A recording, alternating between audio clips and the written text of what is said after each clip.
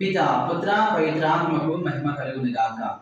క్రీస్తునాథునియందు ప్రియ సహోదరి సహోదరులారా, ఈనాటి సువిశేష పట్టణం మనం ఒకసారి ధ్యానించుకున్నట్లయితే మత్తయి సువార్తలో ప్రభు పలికిన మాటలు, ప్రభు ఏ విధముగా తన యొక్క ఆశీర్వాదాలను తన యొక్క బిడ్డల మీద వెదజల్లుతూ ఉన్నారో మనము ఈ పత్రికలో వింటూ ఉన్నాం.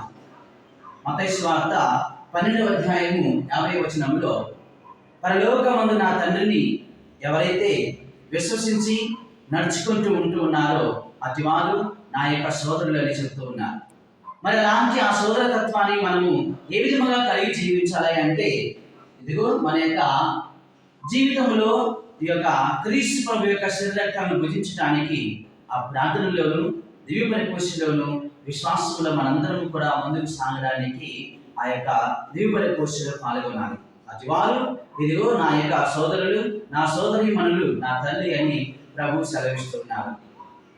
మన యొక్క జీవితంలో కూడా ఇదిగో ప్రభు యొక్క మాటలను మనం చేసుకుంటూ ధ్యానించుకుంటూ క్రీస్తు ప్రభు యొక్క జీవితంలో పానిభాగస్తులు కావడానికి ప్రార్థనను అలవర్చుకొని జీవించమని ప్రభు మనకు ఈనాటి సువిశేష పట్టణంలో సెలవిస్తూ ఉన్నారు. అంతటి కృపావరాలను మనందరికీ కూడా దయచేయాలని ఈ దివ్య పురుషులో ప్రత్యేకంగా ప్రార్థన చేసుకుందాం.